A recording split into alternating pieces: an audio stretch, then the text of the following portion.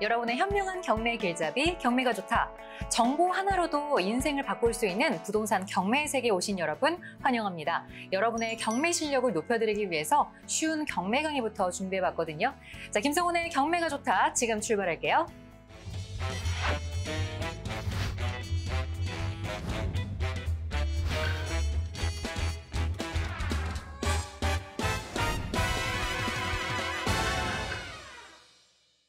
안녕하세요. 한울경매 자산관리 김성훈입니다.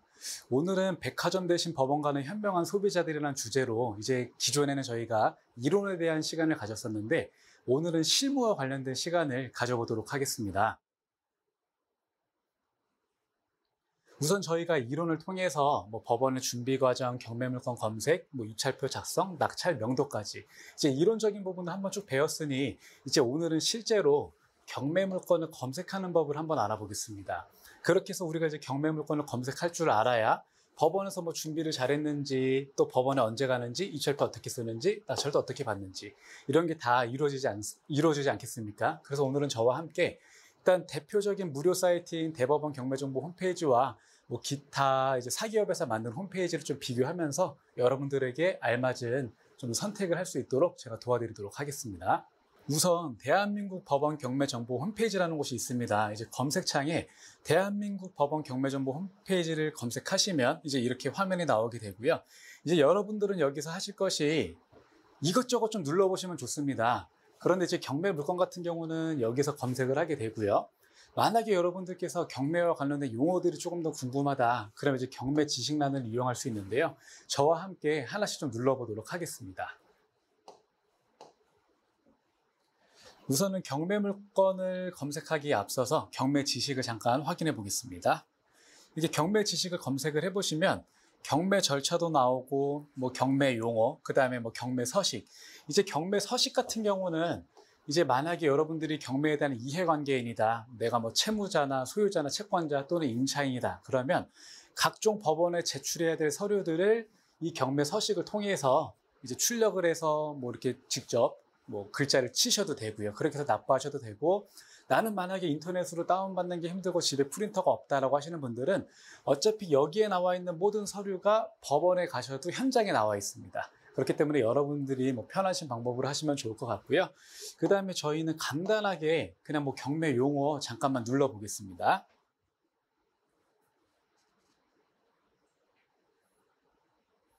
이렇게 경매 용어를 누르다 보면 이제 이렇게 화면이 나오고요. 보시면 기역, 니은, 디귿부터 해가지고 이제 쭉 나와 있고, 경매와 관련된 용어들은 다 여기서 확인이 가능합니다.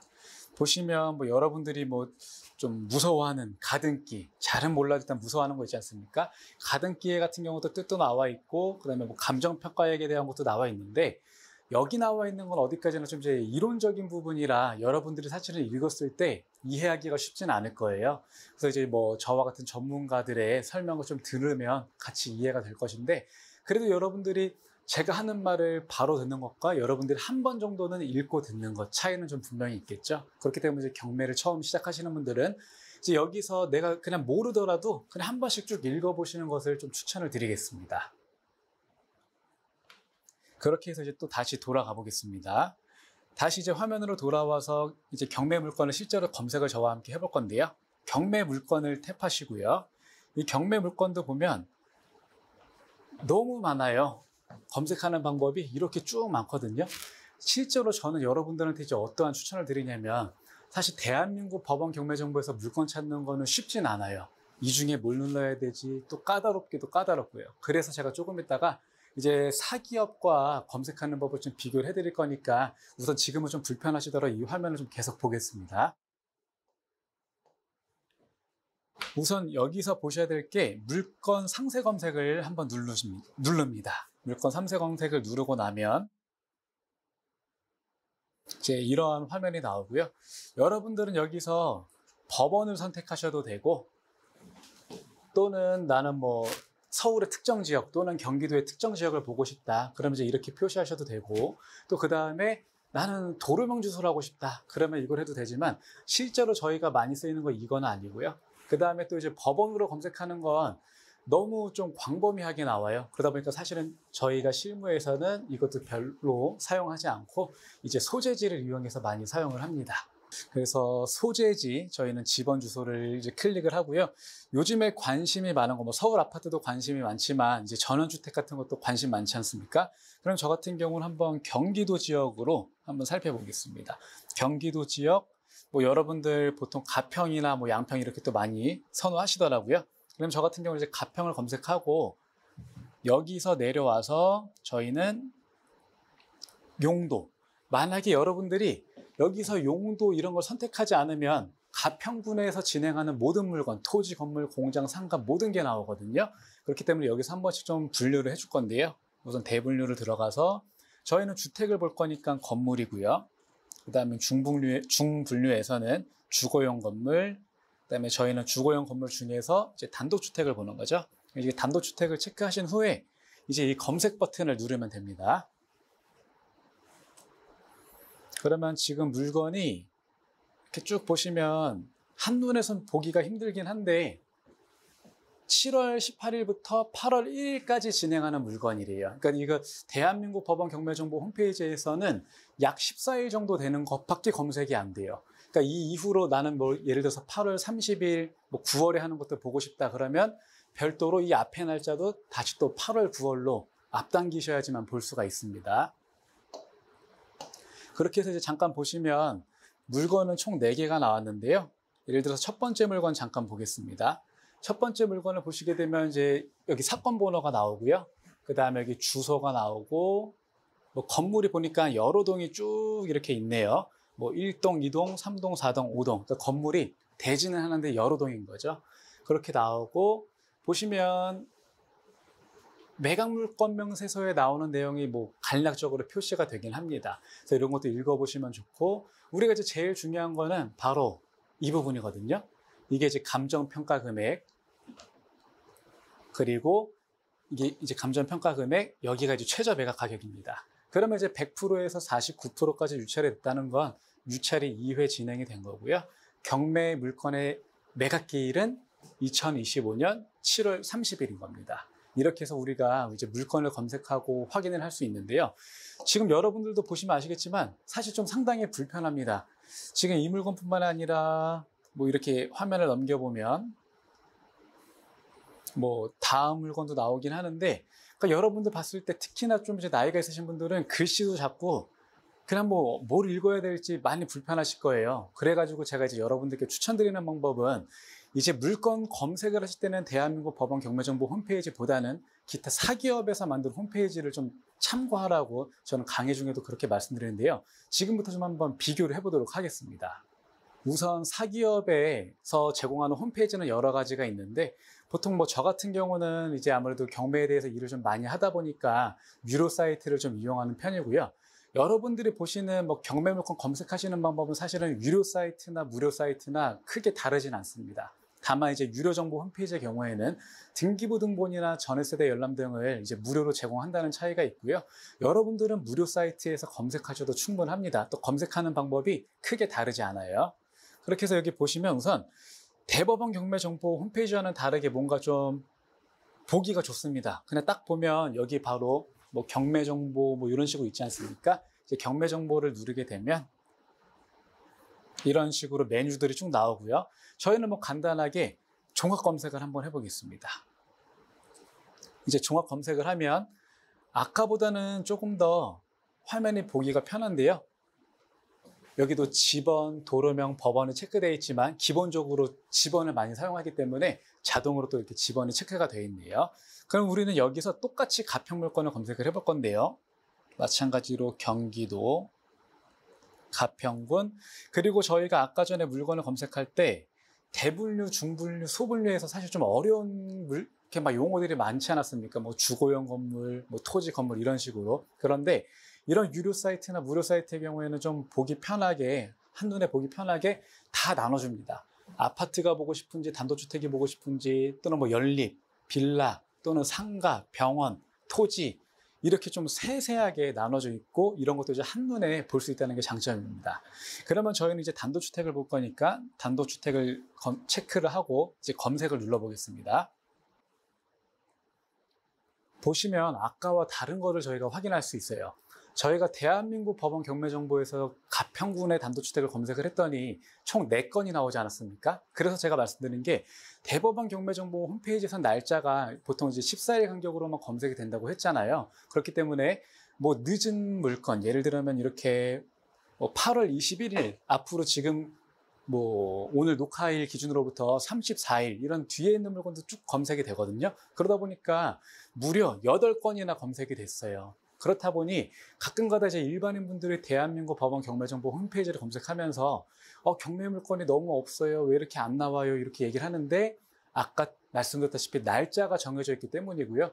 일반인이 이제 그런 부분까지 확인하고 검색하기는 쉽지 않기 때문에 저는 이렇게 사기업을 이용한 홈페이지를 좀 이용하는 것을 추천을 드리겠습니다. 그렇게 해서 또 한 가지 차이점은 뭐냐면 저희가 이렇게 쭉 한번 살펴보면 아까와 다르게 그냥 뭐 한눈에 보시기가 편하지 않습니까? 예를 들면 여기에 다 이렇게 사진이 나와요. 그런 사진만 보고도 나 예를 들면은 이 집이 뭐 마음에 드네 이렇게 검색할 수도 있고, 또는 여기 보니까 집 뒤에 산이 있는 게 나는 산 밑에 있는 집을 찾고 있었다. 그러면 이렇게 사진으로도 우선은 좀 손쉽게 검색을 좀 할 수가 있고요. 그 다음에 또 볼 수 있는 게 날짜도 이렇게 좀 다 보기 편하게 나옵니다. 날짜도 나오고 여기 뭐 주소도 나오고, 그 다음에 사건 번호, 여기 중요한 사건 번호 나오죠. 그 다음에 또 여러분들이 여기서 한눈에 볼 수 있는 게 뭐냐면, 아까는 사실 이런 게 표시가 안 됐지만 이제 토지 평수가 얼마인지, 예를 들면 토지가 1000평, 건물이 37평 이런 것도 이제 또 한눈에 볼 수도 있고요. 그 다음에 감정가와 최저가를 보는 것도 편하죠. 이렇게 뭐 색깔로 나눠져 있기 때문에 감정가는 7억 8천, 그 다음에 최저가는 이번에 5억 4,600. 그렇게 해서 이제 한번 유찰돼서 지금 70% 가격으로 유찰이 되었다라는 거를 저는 이렇게 쉽게 볼 수가 있습니다. 이렇게 경매 물건을 검색하는 법을 저희가 배워보았는데요. 실제로 경매 물건을 검색하는 홈페이지는 제가 보여드린 홈페이지 외에도 상당히 많은 홈페이지들이 많습니다. 그렇기 때문에 이제 여러분들이 검색창에 뭐 법원 경매 정보 이렇게 검색하시면 여러 가지 홈페이지들이 나오다 보니 여러분들이 보기 편하고 조건에 맞는 곳을 골라서 이제 검색을 하시면 되겠고요. 다음 시간에는 저희가 이제 백화점 대신 법원에 가는 현명한 소비자들에서 이론을 좀 배우지 않았습니까? 법원에서 저희에게 경매 물건을 공고하기까지 이제 어떤 절차를 거치고 또 어떻게 우리에게 안전한 장치를 해 두었는지 저와 함께 집행관의 서류라든지 감정평가서를 같이 한번 살펴보는 시간을 가져보겠습니다.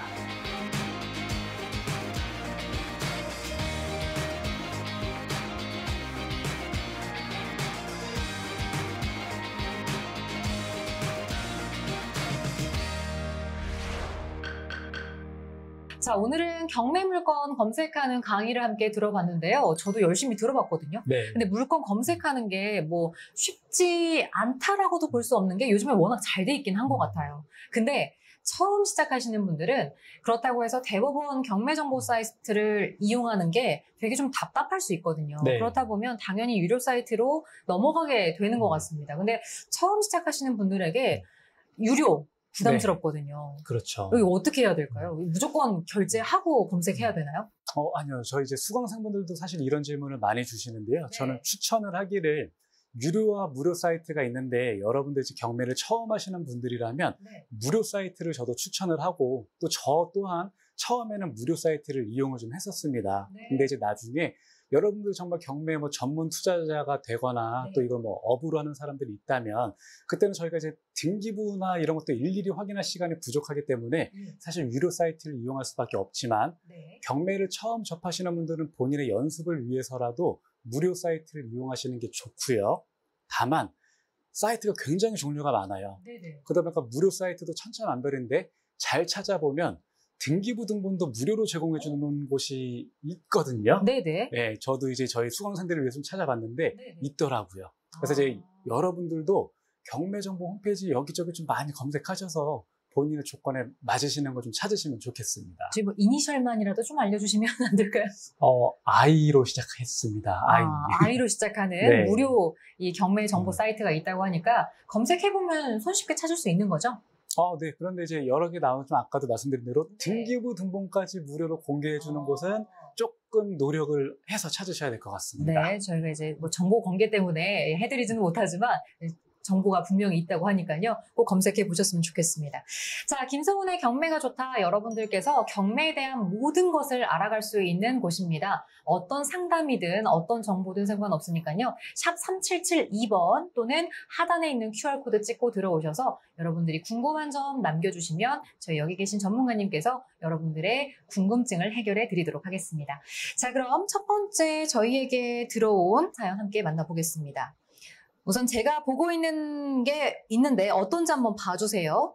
경기도 부천에 있는 18평형 아파트인데요. 감정가 3억 2천만 원이고 최저가 2회차인데 2억 2,400만 원입니다. 그런데 낙찰을 받고 은행이 돈을 다 못 가져가면 대출금을 인수한다는 말이 있던데 제가 은행에 따로 돈을 갚아야 하는 건가요? 그렇게 되면 대출 조건도 승계되는 건가요? 라는 질문입니다. 사실 이 내용만 봤을 때 뭐 구체적으로 말씀드리기는 좀 어렵지만 대략적인 설명을 좀 해주실 수 있을 것 같거든요. 네. 우선은 이런 질문을 많이 좀 실제로도 주십니다. 제가 네. 이제 컨설팅 경력도 오래되고 강의도 오래 하다 보니 이런 질문을 많이 주시고 또 이런 질문과 함께 나오는 질문이 뭐냐면 네. 그러면 혹시 세금은 또 갚아야 되지 않나요? 그렇죠. 또는 금액이 너무 크면 예를 들어서 네. 1억짜리 집인데 빚이 10억이 있으면 이런 건 또 갚아야 되지 않나요? 네네. 그러니까 이렇게 꼬리에 꼬리를 물고 질문을 많이 주시는데요. 우선 결론부터 말씀드리면 네.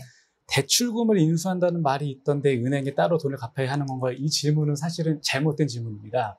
여러분은 만약에 경매를 통해서 낙찰을 받게 되면 은행의 대출금은 안 갚아도, 그러니까 낙찰을 받아도 승계가 되지 않습니다. 네. 그러니까 승계되지 않는다는 뜻은 인수도 되지 않는다는 뜻이거든요. 네. 그러니까 이제 여러분들은 은행에서 얼마를 가져가든 돈을 다 가져가든 못 가져갔든 한 네. 푼도 못 가져갔든 여러분들은 이제 신경 쓸 게 없죠. 그런데 이제 경매에서 가끔가다 경매 낙찰 받으면 뭔가 막 물어줘야 된다 이런 소리들이 좀 있지 않습니까? 네네. 그거는 이제 은행이나 또는 세금이 아니라 보통은 저희가 이제 대표적으로 임차인, 선순위 대항력 있는 임차인의 보증금을 물어줘야 되는 경우가 있고 예. 또 간혹가다 비록 권리는 선순위가 아니라 후순위지만 이제 인수해야 되는 권리가 뭐 대표적으로 한 5가지 정도가 있거든요. 근데 이제 그 5가지가 뭐냐 하면 이제 유치권, 법정지상권, 분묘기지권, 예고등기, 그 다음에 이제 가처분이 있는데 가처분 중에서도 건물 철거 청구권에 기한 가처분 이렇게 5가지 권리는 선순위가 아니라 후순위라 하더라도 이제 여러분들 낙찰자에게 인수가 되기 때문에 이 부분은 좀 잘 파악하시면 되겠습니다. 네. 그러면 은행에 해당하는 부분이 저축은행도 상관이 없는 건가요?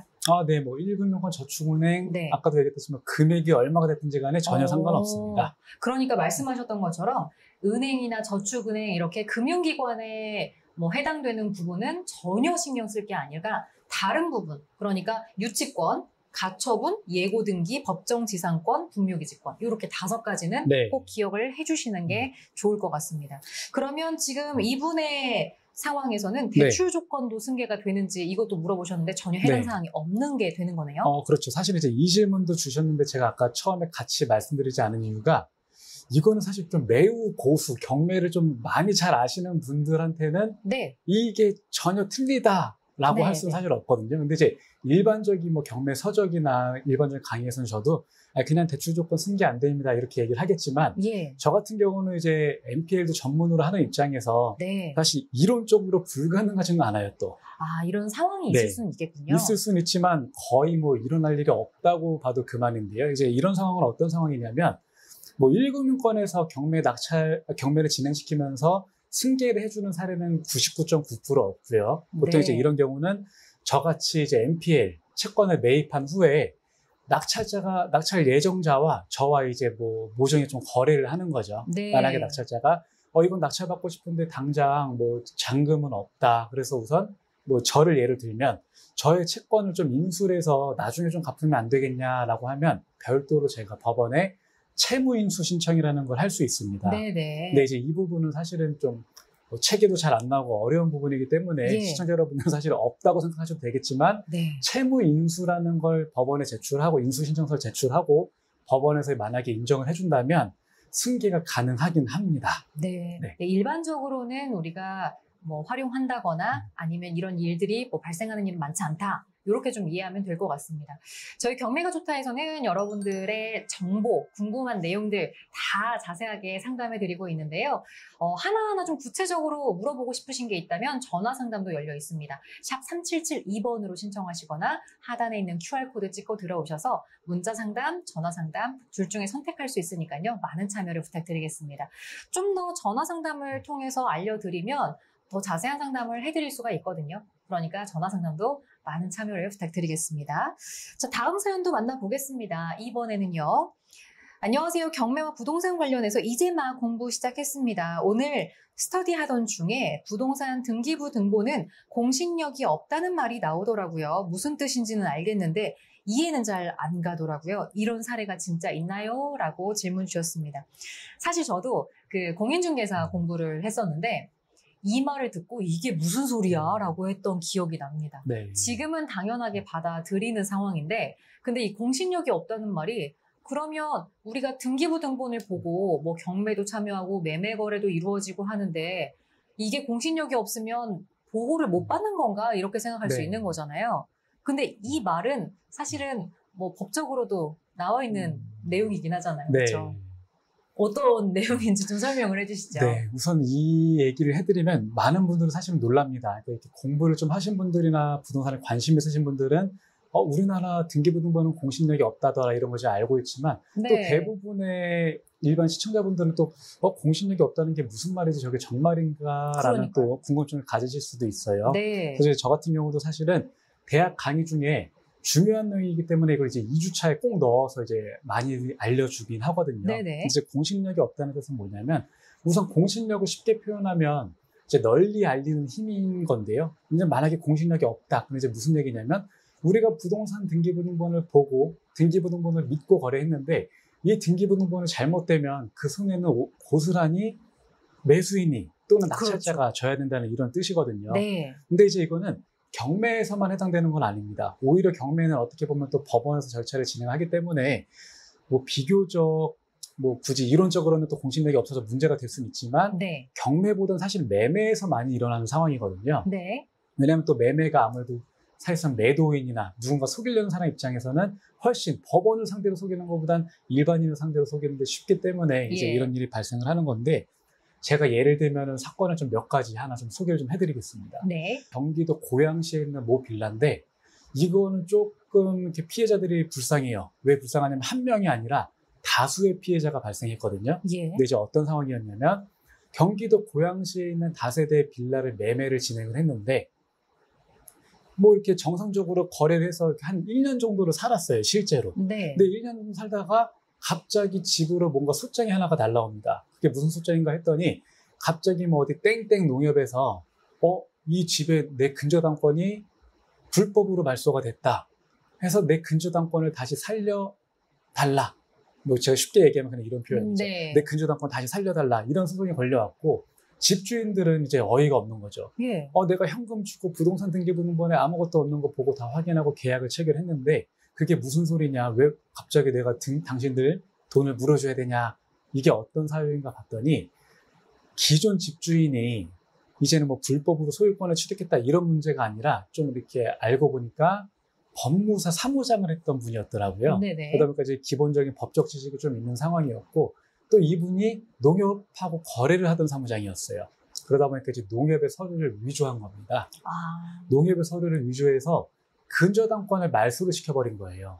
그러다 보니 은행에서는 자기들이 근저당권 한번 설정하면 나중에 뭐 갱신할 때나 그럴 때 확인하지 뭐 대체 어떤 직원이 1년 낭비로 뭐 수시로 확인을 하겠습니까? 네. 그러다 보니까 이제 근저당권이 말소된 것 모르고 있었고 그 상태에서 아무것도 모르는 일반인들이 매매를 했던 거죠. 예. 그러다 보니까 그 집주인은 근저당권을 말소시킴으로써 모든 비용을 자기가 현금으로 다 챙기고 나중에 뒤늦게 은행에서 발각이 되니까 결국은 이 사람은 일단 도피해서 없는 상황이고 네. 우선 은행에서는 당연히 현재 소유자들을 상대로 소송을 할 수밖에 없었던 거예요. 네. 그러다 보니까 이 공신력이 문제가 됐던 거죠. 재판 중에 우리는 부동산 등기부등본을 믿고 거래를 했다. 네. 또 물론 이제 변호사가 그 외에 이제 선의의 제3자라는 건 뭐 주장을 했겠습니다만 예. 이제 공신력 얘기가 나왔을 거예요.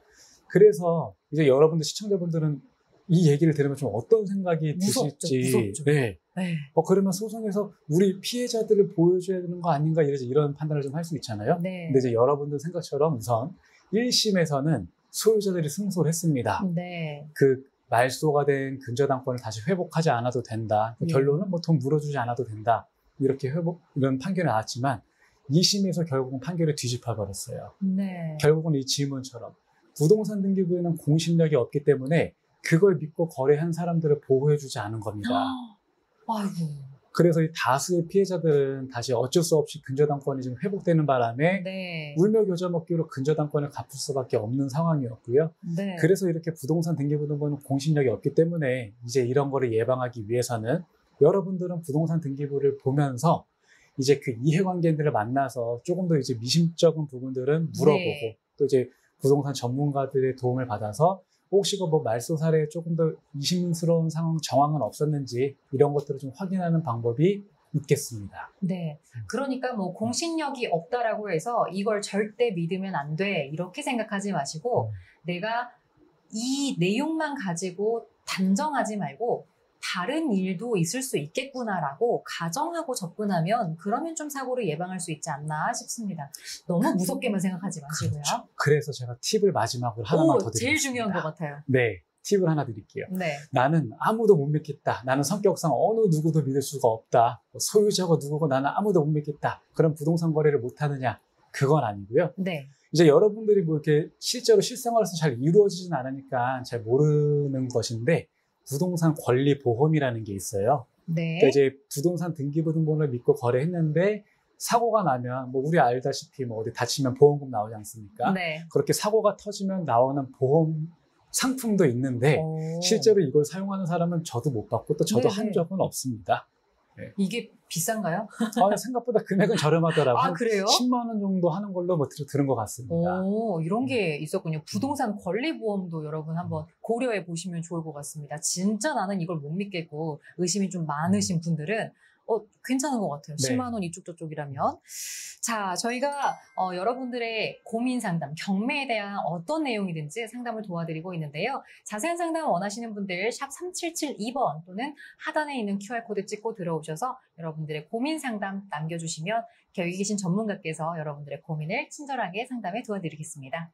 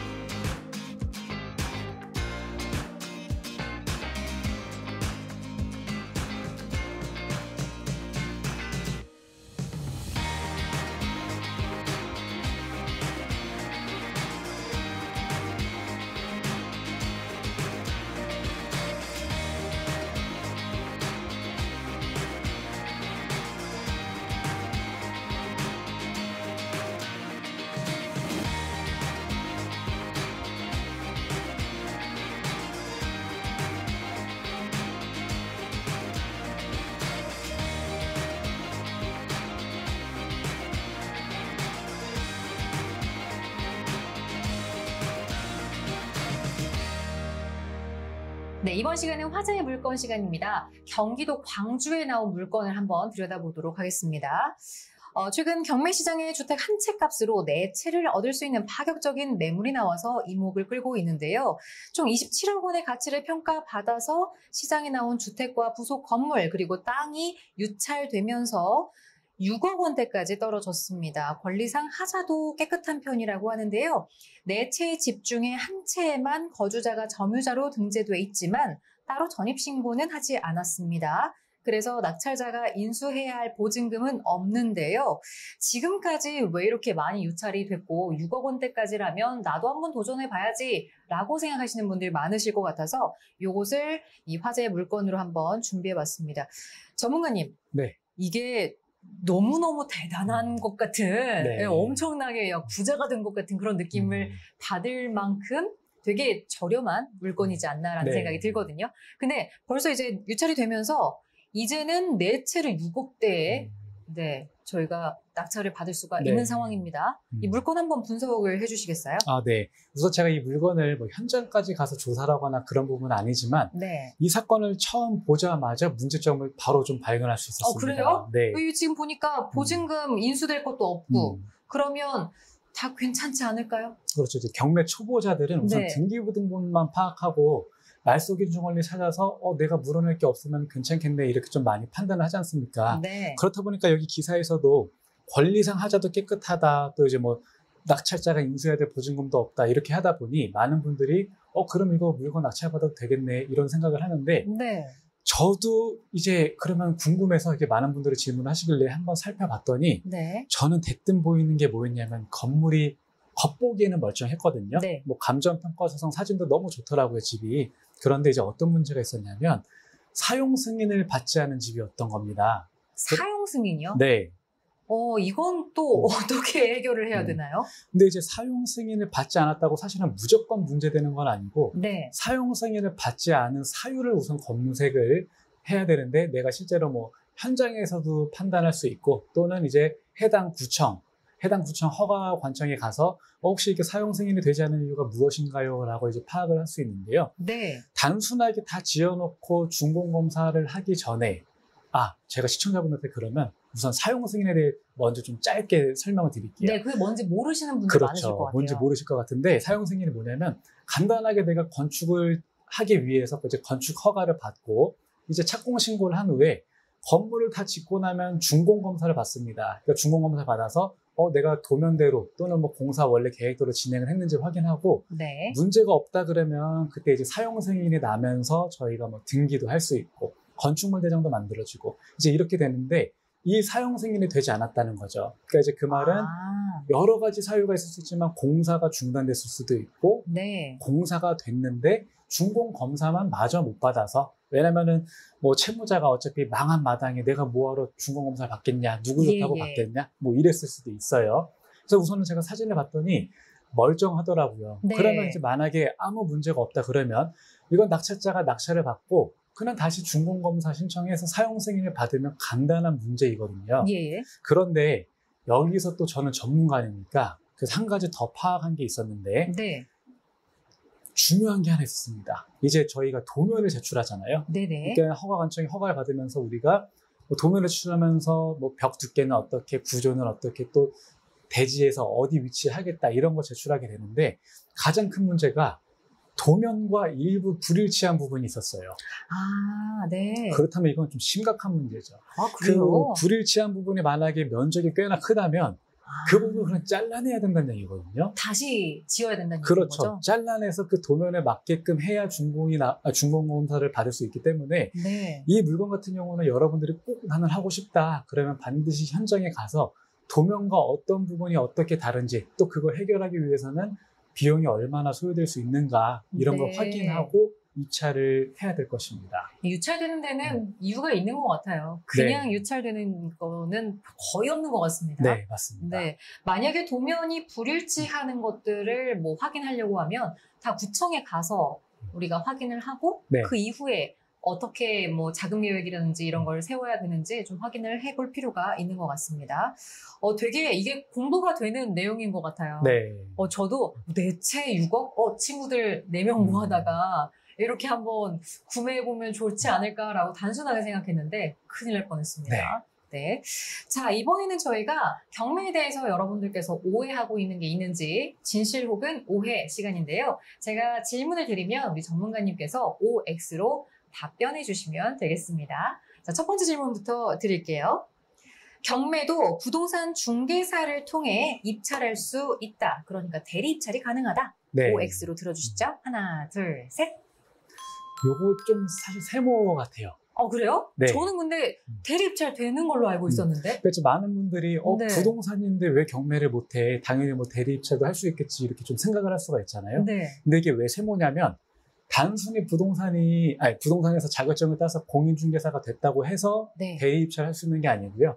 별도로 저 같은 부동산 공인중개사도 대법원의 자격 조건을 갖추어야만 대리를 할 수 있는 겁니다. 그래요? 그래서 여기서 여러분들이 혼동하지 말아야 될 것은 허가를 받아야 대리를 할 수 있다는 말이지, 여러분들에게 뭐 중개, 알선, 컨설팅 이런 건 뭐 당연히 할 수 있죠. 근데 네. 이제 법원에 대신 가서 내가 뭐 여러분의 입찰 보증금을 가져가고 또 도장을 받아서 대리로 입찰을 한다. 이것만 조건이 좀 필요하다는 얘기입니다. 네. 네. 그러면 만약에 제가 있고 뭐 제 여동생이 있어요. 제가 법원에 못 가는 상황이에요. 이렇게 대리인을 두고 입찰을 하는 건 가능하지 않나요?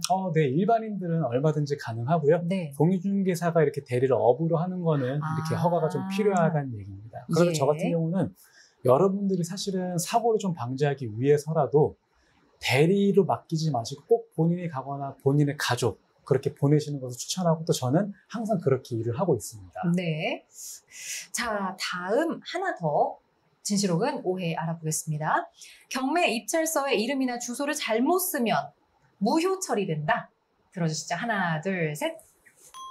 이것도 세모예요? 네, 오늘 좀 세모가 그러니까요. 네, 2개나 나왔네요. 질문이 좀 잘못됐나요? 네. 이제 보통은 네. 입찰표에 이제 뭐 사건 번호를 깜빡하고 누락하거나 또는 잘못 쓰거나, 또는 이제 제일 많이 하는 실수가 입찰 금액을 잘못 쓰는 거죠. 뭐 0을 하나 더 붙인다든지, 또는 또 대표적인 실수 중에 하나가 입찰 금액을 수정하는 거, 이제 네. 이런 것들이 있는데, 제가 방금 앞서 말씀드린 것들은 이제 100% 무효 사유고요.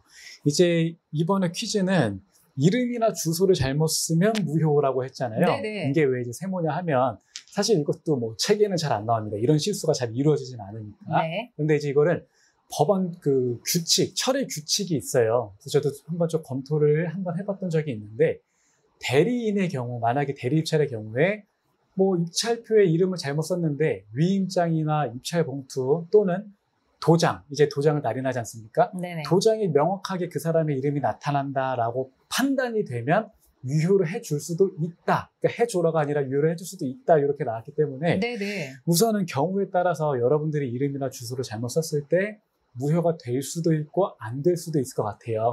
그래서 그래요? 무엇보다 실수를 안 하는 게 중요하겠고요. 다만 네. 주소 같은 경우는 가끔 가다 제가 이제 여러분들한테 전에 신고되어 있는 주소를 적으세요라고 하는데, 본인도 깜빡해서 네네. 뭐 본인도 사정에 의해서 전입 신고가 안 된 주소를 깜빡하고 적는 경우가 있거든요. 그럴 수 있을 것 같아요. 이거는 무효 처리가 안 되고요. 네. 나중에 법원의 보정을 통해서 원래의 주소를 다시 제출하면 되기 때문에 이거는 무효 처리가 되진 않습니다. 네. 다행입니다. 괜히 이번에 낙찰 드디어 받았어 했는데 전입신고 안 된 주소로 했다가 무효 처리되면 너무 억울할 것 같아요. 그렇죠. 네. 그러니까 기본적으로 뭐 이름이나 입력 그 금액 이런 것들은 실수하시면 안 되지만 다른 것들은 그래도 좀 열려 있다. 이렇게 좀 기억하시면 좋을 것 같습니다. 자, 김성훈의 경매가 좋다 함께하고 계십니다.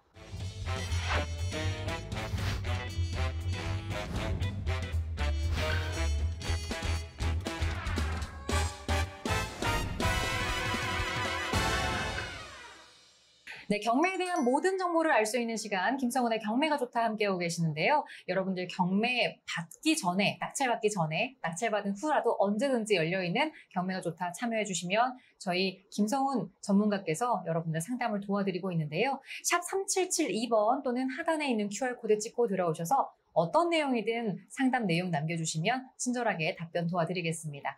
자, 이번에도 사연 함께 만나볼게요. 안녕하세요. 경매로 저렴한 토지를 받으려고 조사 중인데요. 조사서에 점유자 확인 불가 컨테이너가 있다고 되어 있어서 현장을 가보니 컨테이너 2개가 있고 내부에 전기, 수도, 간이, 화장실까지 있더라고요. 주변에 물어보니까 3, 4년 전부터 외지 사람이 살고 있다고 합니다. 건축물 대장에는 기재 안 되어 있는 거 보면 무허가 같고요. 여기를 낙찰 받으면 컨테이너는 제가 철거하면 되는 건가요? 라고 하셨습니다. 자세한 내용이 있으면 더 도움을 드릴 수 있을 것 같은데요. 우리 전문가님, 무허가 하면 사실 저도 좀 겁이 나는 것 같아요. 네. 괜히 이거 낙찰받았다가 나도 무허가 건물을 사는 느낌이 들잖아요. 네. 근데 요거 딱 봤을 때 문제가 좀 있어 보이나요? 어떠세요? 우선 정확한 확인이 좀 필요할 것 같은데, 이제 저렴한 토지에서 컨테이너가 있다고 했는데요. 이제 여러분들은 사실 컨테이너면 컨테이너지 뭐 현장에서 좀 확인할 게 있다고 하나라고 좀 느낄 수가 있잖아요. 네.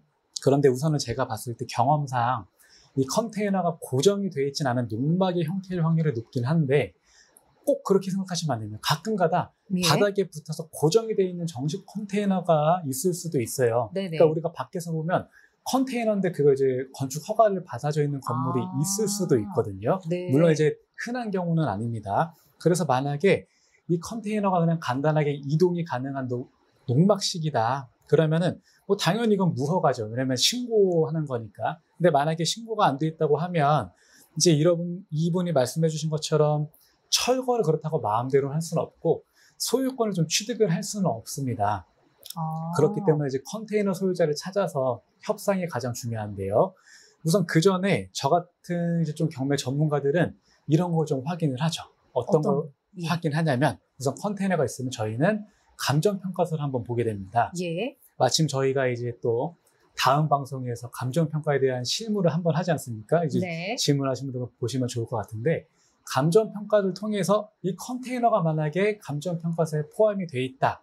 그리고 포함이 네네. 돼 있으면서 만약에 제시의 물건이라고 써 있으면서 포함이 됐다. 그러면 이거는 이 토지를 낙찰받은 사람이 컨테이너를 함께 취득을 할 수 있고요. 네네. 만약에 컨테이너가 제시 외라고 되어 있지만 감정평가 금액에 포함이 되어 있지 않거나 또는 아예 제시 외라는 멘트도 없이 입찰 외라는 표시가 되어 있으면 이거는 낙찰을 받아도 소유권을 취득할 수 없기 때문에 컨테이너 소유자를 찾아서 협상을 한 후에 뭐 내가 다시 매입을 하거나 또는 뭐 옮기거나 네. 이런 좀 절차를 거쳐야 될 것 같습니다. 전문가님 그러면 만약에 땅이 있고 컨테이너가 뭐 대단히 크지 않다면 땅의 일부만 사용하고 있는 셈인 거잖아요. 네. 그러면 컨테이너를 제외하고 나머지 땅에 내가 뭐 원하는 걸 하겠다. 그런 상황은 가능한 건가요?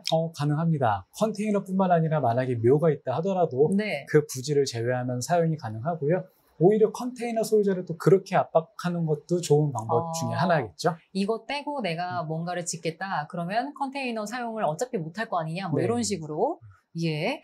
자, 일단 뭐 외지 사람이 살고 있다라고 말씀은 하셨습니다만 무허가라고 해서 다 어려운 물건 같아 보이진 않습니다. 좀 더 여러분들께서 경매에 찾아보시면 무허가 뭐 이런 것들 굉장히 많더라고요. 그래서 이거 만약에 내가 좀 걱정돼서 못하겠다 그러면 좋은 기회 놓칠 수도 있습니다. 그러니까 무허가라고 다 제외하고 보시진 마시고요. 만약에 좀 더 알아보고 싶다 하시면 우리 김성훈의 경매가 좋다에 문의해 보시면 좀 자세한 상담을 도와드릴 수 있을 것 같습니다.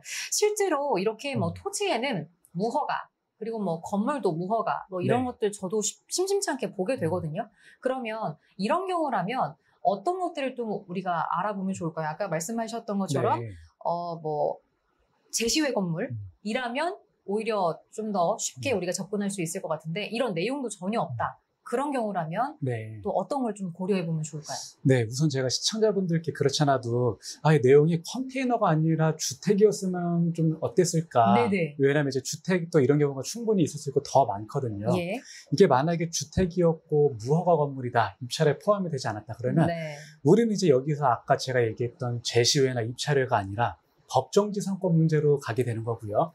네. 그리고 또 경매 공부를 조금이라도 해본 사람은 나도 법정지상권을 들어본 적이 있다. 네. 뭐 이게 성립하면은 이런 토지를 좀 낙찰받으면 안 된다. 이제 이 정도의 개념은 아마 있으실 건데 이제 법정지상권이 뭐냐면 제가 뭐 쉽게 얘기하면 이 건물 소유자가 토지 소유자의 철거에도 응하지 않을 수 있는 권리거든요. 쉽게 예, 얘기를 예. 하면. 그렇게 해서 건물을 가지고 있는 사람은 최장 30년까지 네. 건물 철거될 염려 없이 건물을 사용할 수 있고요. 또 연장도 한번 할 수 있습니다. 네네. 그러면 60년이면 네. 토지 소유자 입장에서 너무 억울하잖아요. 그렇죠. 어떻게 보면 내 젊었을 때 시절이 다 지나가고 네네. 나중에 뭐 자기 자식이 오히려 토지를 또 가지게 될지도 모르지 않습니까? 그렇게 해서 또 토지 소유자 입장에서는 거절을 할 수 있는데 거절하게 되면 또 건축물 소유자 입장에서 너무 아까운 거예요. 내가 건물 너무 튼튼하게 잘 지어놨는데 30년밖에 못 쓰는 건 말이 안 된다. 그리고 또 갱신도 안 해주면 억울하지 않냐. 네. 그래서 법에서는 토지 소유자에게 이런 경우에 매수 청구권을 인정해주고 있습니다. 네네. 그러면 이제 건물 소유자가 당신 나 여기서 더 30년 이렇게 해주기 싫으면 그냥 내 건물을 사가라 라고 하면 토지 소유자는 거기에 응할 수밖에 없거든요. 네. 그래서 이게 만약에 무허가 건물이나 일반적인 건축물이었다면 여러분들은 법정지상권이 성립하는지 안 하는지를 반드시 판단하고 입찰을 하셔야 됩니다. 네. 진짜 알면 기회가 될 것 같습니다. 자, 다음 사연도 함께 만나보겠습니다. 여러분들의 궁금해하는 내용인데요. 네, 2년 전 오빠랑 50대 50 공동지분으로 투자용 원룸을 매수했습니다. 그런데 오빠가 본인 지분을 담보로 대출을 받았는데 결국 연체가 됐고 경매가 시작됐습니다. 그동안 보증금은 오빠가 관리하고 월세는 반씩 나눴습니다. 낙찰자가 생기면 그때부터는 더 복잡해질 일이 많다던데 저는 뭘 준비하고 있으면 될까요? 라고 하셨습니다. 지분 상황이고요. 한 분이 대출을 받아서 경매로 넘어갔습니다. 근데 월세 반반씩 나눠서 받고 있는데 낙찰자가 생기면 이제 어떻게 해결을 해야 되는지를 물어오셨습니다. 어떻게 준비하면 될까요? 네. 네. 우선 이거는 경매를 아는 사람에게는 사실 기회가 될 수도 있고 네. 또 경매를 모르는 사람은 지금 질문하신 분처럼 복잡한 일이 많으니까 막 걱정에 떨고 계실 수 있어요. 일단 걱정스러운 상황인 건 맞는 것 같아요. 왜냐하면 여러분들이 모두 다 전문가일 수는 없지 않습니까? 네. 근데 우선 제가 질문자님의 입장을 잠깐 말씀을 드리면 알고 계신 대로 누군가가 만약에 낙찰을 받으면 그 건물을 그 사람과 같이 관리를 해야 되기 때문에 많이 좀 복잡하고 불편할 거예요. 네. 생명부지에 모르는 사람을 또 상대를 해야 되니까요. 그렇죠. 그러다 보니까 이제 이분 같은 경우는 한 가지 할 수 있는 게 있습니다. 아까 제가 앞서 말씀드린 거. 부동산 경매를 잘 안다 그러면 큰 기회가 된다고 했잖아요. 네네. 그러니까 이 상황이 지금 오빠분한테는 좀 안타까운 상황이지만 본인은 경우에 따라서 사실은 굉장한 이익을 좀 볼 수가 있는 상황으로 오히려 바꿀 수가 있거든요. 네. 이제 그게 무슨 내용이냐면 방금 얘기한 대로 다른 사람이 갑자기 낙찰을 받아서 소유를 같이 하게 되면 불편한 일이 생기다 보니 법에서는 질문자님과 같은 공유자를 보호해주는 제도가 있습니다. 그게 뭐냐면 바로 공유자 우선 매수권이라는 제도고 이거는 이제 한 번 행사를 할 수 있는데요. 네. 뭐 얘기만 들으면 아시겠지만 말 그대로 우선 매수. 네네. 우선 매수가 뭐냐? 어마어마한 권리인데 이 동생분은 이제 입찰보증금을 준비하고 계셨다가 나중에 법원에 매번 출석을 하는 겁니다. 매번 출석하는데 이게 아무래도 지분 경매다 보니까 계속 유찰이 되고 좀 네네네. 많이 저렴한 가격까지 유찰이 될 거예요. 네. 그러다 보면 어느 누군가는 낙찰을 받을 텐데 네. 그때 이 동생분이 그냥 법원에 가서 그냥 멋지게 손을 번쩍 드는 겁니다. 네. 저거 제가 낙찰받겠습니다. 라고 하면 이제 주변에서는 네네. 뭐 저런 게 어딨냐. 네네. 많이 쓴 사람이 낙찰이 되지. 그런 게 어딨냐 하지만 공유자에게만큼은 이런 좀 절대적인 특혜를 제공을 하거든요. 네. 그렇게 해서 만약에 이 질문자분이 저거 제가 낙찰받게 해주세요 라고 하면 법원에서는 이 동생분에게 매각 허가를 내려주게 됩니다. 네. 그러다 보니까 이 동생분은 그냥 하염없이 저렴하게 낙찰될 때까지 기다렸다가 저렴한 가격에 매수를 하게 되면 사실은 큰 수익을 낼 수가 있는 것이죠. 그럼요. 만약에 그러면 낙찰 받은 그 분의 금액 그대로를 매수할 수 있는 거죠? 맞습니다. 더 동일한 높은 금액. 금액을 굳이 하지 않아도? 그렇죠. 동일한 오. 금액 그대로 할 수 있습니다. 만약에 악용하면 어떻게 되는 건가요? 실제로 이거는 그럴 수 있을 악용을 것 할 같지 수 않나요? 있고요. 네. 저희처럼 부동산 아는 사람은 네. 공동으로 매수한 토지가 있다면 사실 속으로는 이러면 네. 안 되지만 네. 저 친구가 힘들어지면 좋겠다라는 나쁜 마음도 어떻게 보면 생길 수도 있겠습니다. 네, 사람 마음이 네. 참 그렇게 되나 봅니다. 네, 공유자 우선 매수권을 행사하셔서 좀 더 저렴하게 더 완벽한 나의 지분을 획득할 수 있는 기회가 될 수도 있을 것 같습니다. 네, 사연자님 오늘 상담 받아보시고 더 궁금한 점이 있으시다면 언제든지 샵 3772번 또는 하단에 있는 QR코드 찍고 들어오셔서 더 자세한 상담 원하시면 남겨주셨으면 좋겠습니다. 시청자 여러분들도 경매에 대한 어떤 내용이든 좋습니다. 김성훈 전문가와 함께하는 경매가 좋다 열려 있으니까요. 많은 참여 부탁드릴게요. 자, 우리 김성훈 전문가님, 저희 오늘은 정말 실전에 대해서 좀 한 발 더 다가가는 시간이었던 것 같습니다. 실전 투자를 하시는 분들께 좀 도움이 될 만한 말씀이 있다면 한 말씀 해주시죠. 네. 우선 제가 몇 번 강조했지만 우선은 실전 투자자분들은 물건을 검색하는 게 가장 중요합니다. 네. 내가 지금 당장 투자금이 없고 준비하는 입장이라 하더라도 물건을 계속해서 검색해서 이제 보다 보면 여러분들 실력도 쌓일 거고 또 이렇게 어려운 물건이 있으면 이렇게 방송을 통해서 또 질문을 주시면 여러분들의 실력도 금방 상승할 수 있거든요. 그래서 네. 이제 오늘 제가 강의에서 경매 물건 검색하는 법을 알려드렸는데 네. 열심히 보고 따라 하셨으면 좋겠습니다. 정말 경매는 알면 알수록 기회가 되는 시장인 것 같습니다. 다음 시간에도 여러분들의 현명한 경매 투자를 위한 꿀팁들 많이 들고 찾아올게요. 함께하면 든든한 경매 길잡이, 경매가 좋다. 다음 시간에 찾아오겠습니다. 김성훈의 경매가 좋다. 좋다.